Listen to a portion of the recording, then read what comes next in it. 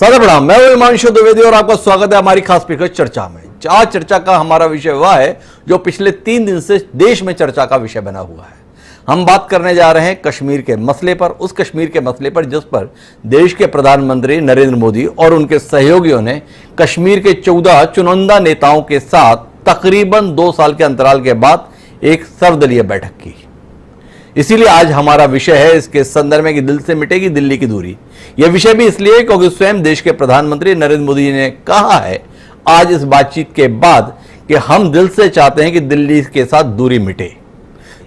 बैठक के दौरान धारा 370 के संदर्भ में केंद्र की बड़ी उपलब्धि यह है कि नेशनल कॉन्फ्रेंस, जो जम्मू कश्मीर का सबसे प्रमुख राजनीतिक दल माना जा सकता है, उसके प्रमुख नेता उमर अब्दुल्ला ने यह कहा कि हमने स्पष्ट तौर पर कहा है कि धारा 370 के संदर्भ में लिया गया फैसला वापस होना चाहिए, लेकिन इसके संदर्भ में हम कानून के स्तर पर ही काम करने के पक्षधर हैं। हमने अदालत में इस मामले को दिया हुआ है और अदालत के माध्यम से राहत की उम्मीद हम करते हैं। हम कानून स्वयं अपने हाथ में लेने के पक्षधर नहीं हैं।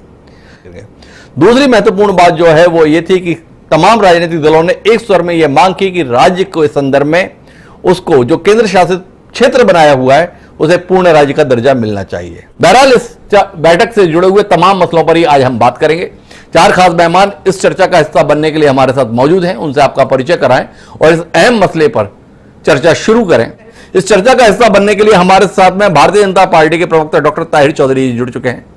हमारे साथ कांग्रेस पार्टी के मुख्य प्रवक्ता रविंद्र शर्मा जी एक बार फिर साथ में हैं। हमारे साथ शेख नासिर हुसैन साहब भी जुड़ चुके हैं जो स्टेट सेक्रेटरी हैं पीडीपी के जम्मू और कश्मीर के, और साथ ही हमारे साथ देश के वरिष्ठ पत्रकारों में शुमार विनोद अग्निहोत्री साहब भी हैं। आज सभी का स्वागत है और चर्चा की शुरुआत डॉक्टर ताहिर चौधरी जी से ही करते हैं। ताहिर साहब, आपके पार्टी की केंद्र में बैठी हुई मजबूत सरकार के द्वारा नई पहल की गई, उसके बाद जो स्वर निकल कर आए हैं बैठक के, सबने पहल का तो स्वागत किया है पर लोगों का स्टैंड बदला हो ऐसा कहीं दिखा नहीं। धारा 370 को लेकर अभी भी तमाम राजनेताओं का यह मानना है कि कदम सही नहीं था। चुनाव के संदर्भ में सबका मानना है कि चुनाव तुरंत होने चाहिए, और जहां तक बात है परिसीमन के संदर्भ में उनका कहना है कि यह बहानेबाजी है। क्या कहेंगे डॉक्टर ताहिर साहब आज की बैठक के संदर्भ में आपका नजरिया? देखिए, आज की जहां तक बैठक थी और कोविड के बाद पहली बैठक ये प्रधानमंत्री साहब ने की जी, और बहुत अच्छी बैठक रही। सभी ने अटेंड किया और जो भी उसके रिजल्ट्स हैं पॉजिटिव आएंगे। जहां तक कश्मीर की रीजनल पार्टीज की बात की जाती है जी, तो कहीं ना कहीं उनको अपनी पब्लिक में जाने के लिए, अपनी कॉन्स्टिट्यूएंसीज में जाने के लिए, पब्लिक के बीच में रहने के लिए उनके कुछ सियासी मजबूरियां थी जिनके ऊपर वो स्टैंड रख रहे हैं और वो बार बार इन चीजों को दोहरा भी रहे हैं जी। क्या है आज की बैठक की सबसे बड़ी उपलब्धि? देखिए, आज की बैठक की उपलब्धि मैं यही कहूंगा, प्रधानमंत्री साहब बहुत लंबे टाइम से इस चीज को सोच रहे थे। उन्होंने इस चीज को भी दोहराया कि ये मुझे बैठक शायद जल्दी भी लेनी चाहिए थी, लेकिन कोविड की बहुत सारी मजबूरियां थी। और आज भी जितने भी हमारे पॉलिटिकल लीडर्स गए हैं सभी के कोविड के टेस्ट करने के बाद ही उन्होंने मीटिंग अटेंड की है।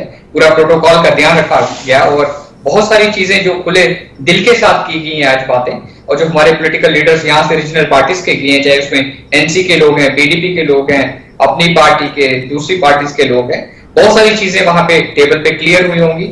और मुझे लगता है कि जो आने वाला मौसम जम्मू कश्मीर में स्टार्ट होगा मुझे लगता है कि बेहतर होगा और उसका हमें इंतजार करना पड़ेगा। और पर धारा 370 के विषय को कांग्रेस ने छोड़ दिया। सबसे पहला सवाल आपसे यही है रविंद्र जी कि क्या धारा 370 को इतिहास के तौर पर कांग्रेस ने स्वीकार कर लिया, इसलिए गुलाम नबी आजाद साहब ने आज की इस बैठक के अंदर जो 5 बिंदु दिए हैं उसमें धारा 370 का उल्लेख नहीं किया है? क्या कहेंगे रविंद्र जी?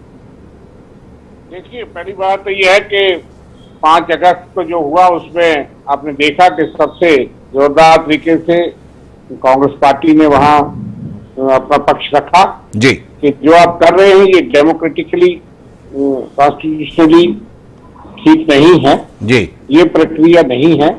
आपने स्टेट का विभाजन किया, स्टेट को डिस्बैंड किया, स्टेट को डाउनग्रेड किया और स्पेशल दर्जा भी खत्म किया।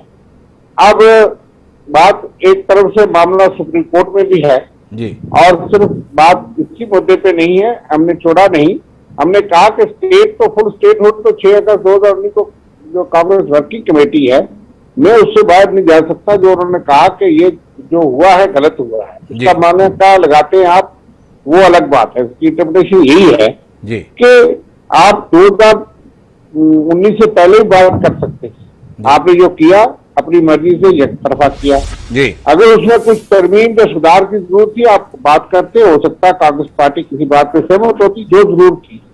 और उसका बयान जो था वो था जमीन और नौकरी। मैं विनोद अग्निहोत्री जी के पास जाना चाहता हूं, लेकिन उससे पहले शेख नासिर हुसैन साहब के साथ संवाद बड़ा जरूरी है, क्योंकि बाकी पार्टियों के रुख में और पीडीपी की प्रमुख महबूबा मुफ्ती के रुख में हमेशा ही थोड़ा अंतर रहता है। जम्मू कश्मीर के लोग क्या सोचते हैं ये तो नहीं पता, पर बाकी हिस्सों में महबूबा मुफ्ती के बयान कहीं ना कहीं उनके पाकिस्तान के प्रति झुकाव की ओर इशारा करते हैं। शेख नासिर हुसैन साहब, आपसे समझना चाहता हूं, बाकी देश से अलग जो धारा बहती है उसके साथ में महबूबा मुफ्ती दिखाई देती हैं।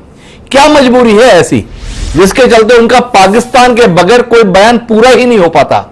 आज भी बातचीत पूरी हुई, बातचीत के बाद केवल और केवल महबूबा मुफ्ती हैं जो अभी भी पाकिस्तान से बातचीत की बात कह रही हैं। क्या मजबूरी है जिसके कारण से इसके बगैर बात हो नहीं सकती? देखिए, ये मजबूरी इसको आप नहीं कह सकते। डेमोक्रेटिक पार्टी का जो मैनिफेस्टो है जी, वो सबसे उसका जो बुनियादी पहला जो पॉइंट है वो ये है कि जम्मू कश्मीर में किस तरह से शांति बहाल हो। जी, आपको मैं बता दूं 2002 में जम्मू कश्मीर के अंदर हालात बहुत खराब थे, और जब पीपल्स डेमोक्रेटिक पार्टी और कांग्रेस की सरकार बनी, मुफ्ती मोहम्मद सईद साहब जम्मू कश्मीर के वजीर आला बने, तो जम्मू कश्मीर में ये था गवाह है, जम्मू कश्मीर में शांति बहाल हुई। और शांति जब बहाल हुई उसके बाद आहिस्ता आहिस्ता जम्मू कश्मीर में विकास हुआ, क्योंकि किसी भी राज्य में किसी भी जगह में अगर आप विकास चाहते हो तो सबसे पहले वहां शांति चाहिए, वहां पीस चाहिए। महबूबा मुफ्ती साहिबा का जो कहना है कि पाकिस्तान के साथ बात करो, अभी जब वो मीटिंग से बाहर आई थी उनका जो बयान, अभी आप भी इसको उल्लेख कर रहे थे, मैं 7 लफ्जों में ये कहा कि मैंने आज मीटिंग में भी ये बात कही है कि अगर आप चाइना के साथ बात कर सकते हैं, अगर आप तालिबान के साथ बात कर सकते हैं, तो आपको पाकिस्तान के साथ बात करने में क्या इतराज है? आप बात तो करते हो, बैकवर्ड डिप्लोमेसी तो चल रही है, आपने सीज फायर तो करवाया है, लेकिन जनता के सामने ये मानने के लिए क्यों आप तैयार नहीं हो कि पाकिस्तान के साथ बात करके जम्मू कश्मीर में शांति को बहाल किया जाए? लेकिन मैं आपको एक बात बता दूं कि जम्मू कश्मीर के अंदर जो धारा 370 या 35A था, उसे बड़े मरकजी सरकार ने खत्म कर दिया, और ये कहा जाने लगा कि जम्मू कश्मीर में अब शांति होगी, जम्मू कश्मीर में विकास होगा।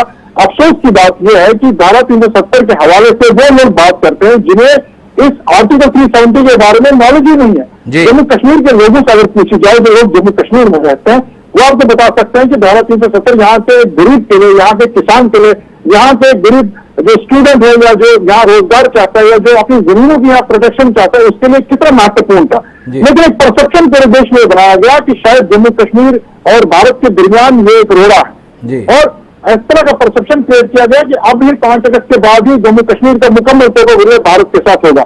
हम इस बात को मानते हैं कि जम्मू कश्मीर भारत का हिस्सा था, भारत का हिस्सा है और भारत का हिस्सा रहेगा, चाहे 5 अगस्त से पहले की बात हो या 5 अगस्त के बाद की बात हो।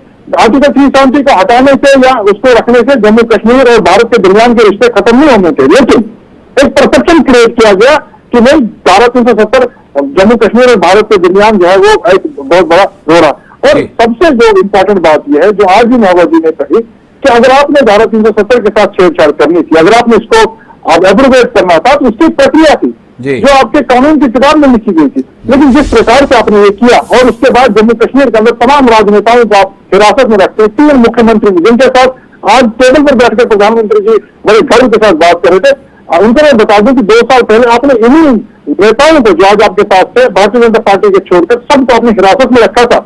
और जो जम्मू कश्मीर और भारत के दरमियान एक रिश्ता था, आज भी लोगों के दिलों में भारत के लिए मोहब्बत है, लेकिन कहीं ना कहीं खराश जरूर पैदा हुई थी 5 अगस्त के बाद। ये माना जाने लगा कि इस तरीके से हम पर फैसले थोपे जा रहे हैं, हमारी मर्जी के बगैर, यहाँ के लोग पूछे बगैर आप इंटरनेट सेवाएं साल भर बंद करते हो, आप मुख्यमंत्रियों को 1-1 साल तक नजरबंद रखते हो, तो जाहिर सी बात है जबरन अनडेमोक्रेटिक वे में आप एक फैसला लेते हो। तो कहीं ना कहीं जो खराश दिलों में पैदा हुई कि आज की जो मीटिंग हुई उससे मुझे लगता है कि कॉन्फिडेंस बिल्डिंग मेजर्स की एक शुरुआत है। ऐसा नहीं कि इस मीटिंग से सारा कुछ हल होना है, क्योंकि भारतीय जनता पार्टी ने पहले ही साफ कर दिया था कि आर्टिकल 370 पर बात नहीं होगी, जबकि पीडीपी ने पहले कहा था कि इन पर बात होगी, हम इसी मुद्दे पर बात करेंगे। और महबूब जी ने आज इसी मुद्दे पर बात की, भले ही मरकज माने या न माने, लेकिन ये साफ कर दिया कि हमारा संघर्ष पीसफुल तरीके से और डेमोक्रेटिक वे में कॉन्स्टिट्यूशनली हमारा संघर्ष जारी रहेगा जब तक हम जम्मू कश्मीर को वो स्पेशल स्टेटस दे। मेरी तो आज यही एक आशा है इस आज की मीटिंग के बाद कि एक कॉन्फिडेंस बिल्डिंग मेजर शुरू हुए हैं। आहिस्ता आहिस्ता शायद प्रधानमंत्री जी जम्मू कश्मीर के लोगों की भावनाओं को समझे, जिस प्रकार से अटल बिहारी वाजपेयी जी समझते थे, वो यहाँ जम्मू कश्मीर के लोगों की जो भावनाएं उनको समझे, और जो उन्होंने हमसे जबरन छीना है वो उन्हें ठीक इसी तरीके से एक दिन बुला करके हमें वापस कर दे। लेकिन जब तक वापस नहीं होगा, पीपल्स डेमोक्रेटिक पार्टी का आज़म है, उनका ये फैसला है कि तब तक बड़े पुरअमन तरीके से और कॉन्स्टिट्यूशनल डेमोक्रेसी हमारा संघर्ष जारी रहेगा। शेख साहब, मेरा एक सवाल है आपसे, क्या आपको नहीं लगता है कि केंद्र सरकार की पहल ने आपका जो एक गुपकार अलायंस है उसके अंदर एक सेंध लगा दी दो मुद्दों के संदर्भ में? एक पाकिस्तान के संदर्भ में महबूबा मुफ्ती जी का जो बयान है उसके संदर्भ में फारूक अब्दुल्ला जी ने स्पष्ट तौर पर कह दिया कि ये गुपकार गठबंधन का बयान नहीं है, ये महबूबा मुफ्ती जी के अपनी निजी राय है। एक दूसरा, धारा 370 के संदर्भ में उमर अब्दुल्ला साहब ने स्पष्ट तौर पर कह दिया कि जो भी कुछ करना है अब अदालत में ही होना है और अदालत के माध्यम से ही होना है, हम इसके अलावा कुछ नहीं करेंगे। आप कह रहे हैं कि हम अभी भी सड़कों पर इसके संदर्भ में विरोध करेंगे, शांतिपूर्वक तरीके से विरोध जारी रखेंगे। मत भिन्नता दिख रही है। क्या गुपकार गठबंधन, जिसका गठन ही केंद्र सरकार की रीति नीति के खिलाफ हुआ था, 2 साल के भीतर ही केंद्र सरकार के तौर तरीकों ने आपके गठबंधन में सेंध लगा दी, मानेंगे या इंकार करेंगे? गुपकार अलायंस, पीपल्स अलायंस पर गुप्ता डिक्लेरेशन बिल्कुल बात ठीक है कि ये बना इसीलिए था जब आर्टिकल 370 को एब्रोगेट किया गया, उसकी रेस्टोरेशन के लिए 35A की रेस्टोरेशन के लिए ये अलायंस बना। और ये अलायंस, आज ये अलायंस के दरमियान कोई भी मतभेद नहीं है। लेकिन आज जो बैठक हुई, बैठक में चूंकि बैठक में जाने से पहले गुपकार अलायंस की एक मीटिंग बाकायदा तौर पर हुई और मीटिंग के बाद ये फैसला लिया गया कि पहले तो ये तय होना था कि शायद गुपकार की तरफ से फारूक साहब या कोई एक ही सदस्य जाएंगे, लेकिन बाद में ये फैसला हुआ क्योंकि हर पॉलिटिकल पार्टी को इंडिविजुअली तौर पर बुलाया गया है, तो सभी जाकर के गुपकार की जो डिमांड्स है उनके साथ साथ अपने पॉलिटिकल पार्टी का जो अपना लायामल है, अपना जो मैनिफेस्टो है, वो भी प्रधानमंत्री जी के सामने रखेंगे। महबूबा मुफ्ती साहब ने जो स्टेटमेंट दिया, जो उन्होंने चाहे मीटिंग से पहले या मीटिंग के बाद में दिया, उन्होंने पीपल्स डेमोक्रेटिक पार्टी का मौकफ लोगों के सामने रखा। और फारूक साहब जो कहते हैं वो नेशनल कॉन्फ्रेंस के नेता हैं और नेशनल कॉन्फ्रेंस की तरफ से बहुत जल्दी मुझे लगता है कि गुपकार डिक्लेरेशन, गुपकार अलायंस जो है वो प्रधानमंत्री की बैठक से वापस आकर के कश्मीर में बैठकर की बात करेंगे और गुपकार डिक्लेरेशन, गुपकार अलायंस की तरफ से एक ज्वाइंट प्रेस नोट जरूर आएगा और ये लोगों के सामने साफ किया जाएगा कि गुपकार डिक्लेरेशन, गुपकार अलायंस जो है वो प्रधानमंत्री की बैठक से क्या उम्मीदें लेकर के गए थे और आगे की रणनीति क्या रहेगी। तो शेख साहब का कहना है कि अभी थोड़ा इंतजार कीजिए गुपकार अलायंस के नजरिए के संदर्भ में। लेकिन मैं चलता हूं विनोद अग्निहोत्री जी के पास और विनोद अग्निहोत्री जी से समझना चाहता हूं कि आज की इस बैठक के माध्यम से क्या महसूस कर रहे हैं बतौर पत्रकार विनोद अग्निहोत्री? केंद्र सरकार की बड़ी सफलता इस रूप में कि 2 साल के बाद अपने फैसले को धारा 370 और 35A के संदर्भ में जम्मू कश्मीर के नेताओं से सहमति हासिल कर पाने में कामयाब रही केंद्र सरकार, एक टेबल पर बिठाकर।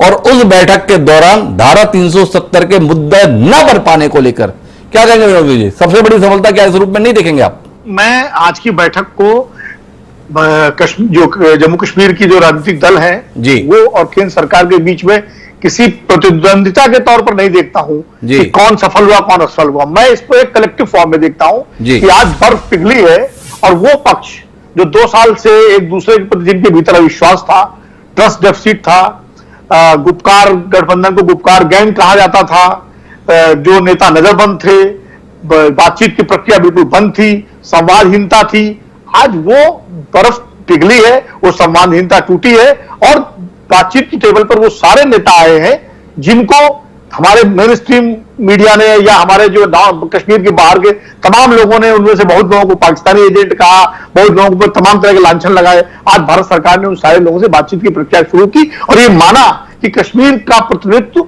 यही राजनीतिक दल, यही राजनीतिक लोग करते हैं। उसमें बीजेपी के नेता भी शामिल हैं, उसमें पीडीपी के नेता भी शामिल हैं, उसमें नेशनल कॉन्फ्रेंस के नेता भी शामिल हैं, कांग्रेस के नेता भी शामिल हैं, उसमें तारिगामी साहब जैसे लोग भी हैं, उसमें सज्जाद लोन जैसे लोग भी हैं, उसमें मुजफ्फर बेग साहब जैसे लोग भी हैं। तो ये भारत सरकार ने एक तरह से कलेक्टिव लीडरशिप को मान्यता दी है।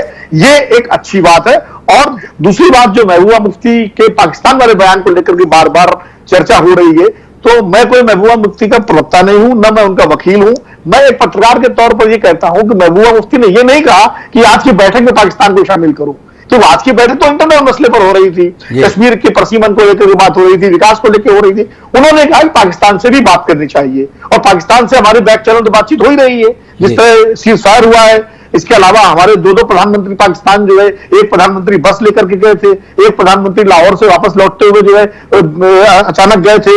इसके अलावा कारगिल के बाद हमने मुशर्रफ को दिल्ली आगरा बुलाया था। तो पाकिस्तान से बात करने की अगर वो बात करें तो कोई देश विरोधी बात नहीं कही है। और वैसे भी कश्मीर के मुद्दे पर ये भारत सरकार का स्टैंड है शिमला समझौते के बाद कि जो मतभेद है वो बायलैटरल इश्यूज है, जिन पर जब कभी बात होगी पाकिस्तान को हम अपनी भाषा में बात करेंगे। हम ये कहेंगे पाकिस्तान से कि आतंकवाद बंद करिए और उसके बाद हमसे बात करिए। तो पाकिस्तान से बात करना कोई जो है या बात करने के लिए कहना, ये कोई देश विरोधी वक्तव्य नहीं है, ऐसा मेरा मानना है और बहुत सारे लोगों का मानना है। शेख नासिर हुसैन साहब, आपके पास लौटता हूं मैं और आपसे समझना चाहता हूं परिसीमन और चुनाव के संदर्भ में धारा 370 हटने के बाद चुनाव कराए जाएंगे, क्या पीडीपी इस कोशिश के साथ है? पहला सवाल। और दूसरा, परिसीमन के संदर्भ में क्या परिसीमन की जो प्रक्रिया चल रही है उस पर आपका विश्वास है? दो सवाल आपसे। देखिए, जहां तक डिलिमिटेशन की बात है, जब रिऑर्गेनाइजेशन एक्ट बना उसमें ये साफ रखा गया कि अगले चुनाव से पहले डिलिमिटेशन होगी। लेकिन जम्मू कश्मीर में आर्टिकल 370 की एब्रोगेशन के बाद से अभी तक बेशक डीडीसी के चुनाव भारतीय जनता पार्टी ने कराए, केंद्र ने कराए, लेकिन डीडीसी के चुनाव के दौरान भी आधी से ज्यादा लीडरशिप दिखी नजरबंद की। डीडीसी के चुनाव भारतीय जनता पार्टी ने पहले ये अनाउंसमेंट की, केंद्र ने अनाउंसमेंट की कि डीडीसी के चुनाव जो है नॉन पार्टी बेसिस होंगे, फिर एकदम से दोबारा से उन्होंने कहा कि नहीं आप पार्टी बेसिस पर होंगे। पंचायती राज एक्ट में जितने भी आज तक चुनाव हुए, चाहे पंचायत सरपंच पे, डीडीसी पे, वो पार्टी लेवल पर नहीं हुए थे। बहरहाल उसके पीछे क्या इनका एजेंडा था वो हर कोई जानता है। लेकिन जहां तक डिलिमिटेशन की बात है, अभी तक डिलिमिटेशन पीडीपी तो इसका कोई हिस्सा है नहीं। और रही बात डिलिमिटेशन के बाद, या डिलिमिटेशन किस प्रकार से हो और इसमें हमारी इन्वॉल्वमेंट या हमारी पार्टिसिपेशन किस हद तक रहेगी, या डिलिमिटेशन हो उसके बाद चुनाव हो, तो क्या पीडीपी इस चुनाव के हक में है? देखिए, आपने देखा कि जब प्रधानमंत्री जी ने सभी पार्टीज को दिल्ली आमंत्रण किया, दिल्ली में बैठक के लिए बुलाया, तो पीपुल्स डेमोक्रेटिक पार्टी की जो प्रेसिडेंट महबूबा मुफ्ती साहब, उन्होंने पॉलिटिकल अफेयर्स कमेटी की मीटिंग बुलाई। और पॉलिटिकल अफेयर्स कमेटी जो हाईएस्ट डिसीजन मेकिंग कमेटी हमारी पार्टी में, वो इस तरह के फैसले लेती है। ये एक स्टेट सेक्रेटरी या पार्टी का एक कार्यकर्ता होने के नाते मैं तो इस कैपेसिटी में नहीं हूँ, और ना मुझे इस तरह की बातें करनी चाहिए कि क्या, क्योंकि ये अभी वक्त से पहले वाली बात है। अब कल आज जो मीटिंग थी, कल तक कुछ तरह की बातें हो रही थी, कुछ लोग कुछ कह रहे थे, लेकिन आज जो कुछ हुआ वो सब आपके सामने है। हमने जो कहा था वो आज भी वहां बोल के हम बाहर आ गए हैं।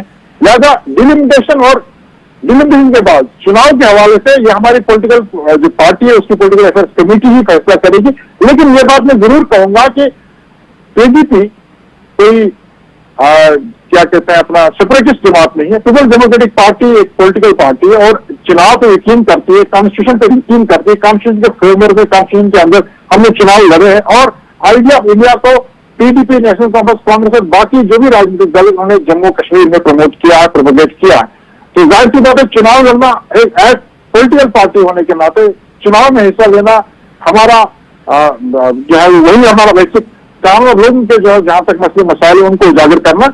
लिहाजा इससे कुछ ऐसा कहना कि क्या डिलिमिटेशन में पीडीपी डिलिमिटेशन किस नजरिए से देखती है, या पीडीपी डिलिमिटेशन के बाद चुनाव को किस नजरिए से देखती है, ये कम वक्त पे कहने की बात होगी। अभी नहीं कहना चाहते शेख नासिर हुसैन साहब, उसके लिए अपनी पार्टी के स्पष्ट फैसले का इंतजार करना चाहते हैं। लेकिन एक बिंदु पर आपकी टिप्पणी और लेता हूं और फिर मैं विनोद अग्निहोत्री के पास जाऊंगा। नासिर साहब, इस बैठक में जितने भी राजनेता शामिल हुए, एक मांग के संदर्भ में सब एक स्वर में थे कि जम्मू कश्मीर को राज्य का दर्जा वापस मिलना चाहिए। भारत सरकार ने इससे कभी इंकार भी नहीं किया। भारत सरकार ने कहा, पहले भी कहा था, उचित समय आने पर राज्य का दर्जा दे दिया जाएगा। आज भी कह दिया, उचित समय आने पर दर्जा दे दिया जाएगा। बतौर एक जिम्मेदार राजनीतिक पार्टी के प्रवक्ता आपसे जानना चाहता हूं कि जम्मू कश्मीर के हालात में वो कौन सी खामी है जिसके कारण से केंद्र को लगता है अभी उचित समय नहीं है इसे पूर्ण राज्य का दर्जा देने के संदर्भ में। क्या शेख नासिर हुसैन साहब इस संदर्भ में कोई नजरिया साझा करेंगे या इसके लिए भी अपनी पार्टी की कार्यसमिति की बैठक होने का इंतजार करेंगे? नहीं, देखिए, जहां तक स्टेटहुड के रेस्ट्रिक्शन की बात है, जिस दिन आर्टिकल 370 की एब्रोगेशन हुई थी, गृह मंत्री ने उस दिन ही कहा था कि जैसे जम्मू कश्मीर में हालात सामान्य होंगे, जम्मू कश्मीर को राज्य का दर्जा दोबारा दिया जाएगा। राज्य का दर्जा जम्मू कश्मीर को दोबारा दिया जाएगा या ना दिया जाएगा, पीडीपी ये कहती आई है और आज भी कहा है, कल भी हम कहेंगे कि जम्मू कश्मीर को जो स्पेशल स्टेटस था उसे रेस्टोर किया जाए। स्टेटहुड की बहाली एक कॉन्फिडेंस मेजर हो सकता है। पीडीपी की नजर से स्टेटहुड की बहाली को हम एक कॉन्फिडेंस मेजर कह सकते हैं। हमारा फाइनल गोल वो नहीं है जो मरकज खुद आके कह रही, जब केंद्र सरकार खुद आके कह रही है हम आपको देंगे, तो हमें यहाँ से जाके उस डिमांड को रखने का मुझे नहीं लगता कोई पर्पज बनता है। बल्कि हमारा शुरू से रहा है कि आर्टिकल 370 की रेस्ट्रिक्शन के लिए पीडीपी हमेशा से वादाबंद है। मरकज तो खुद कहती आई है कि राज्य को, अलबत्ता आप जो पूछना चाह रहे हैं कि अभी ऐसे कौन से हालात नहीं है कि मरकज ये देना नहीं चाहती, मुझे लगता है इसका जवाब ताहिर साहब बड़े बखूबी दे सकते हैं। मरकज ही, केंद्र ही, भारतीय जनता पार्टी की लीडरशिप ही कह रही है कि अभी समय में उचित नहीं है कि हम जम्मू कश्मीर को राज्य का दर्जा दें।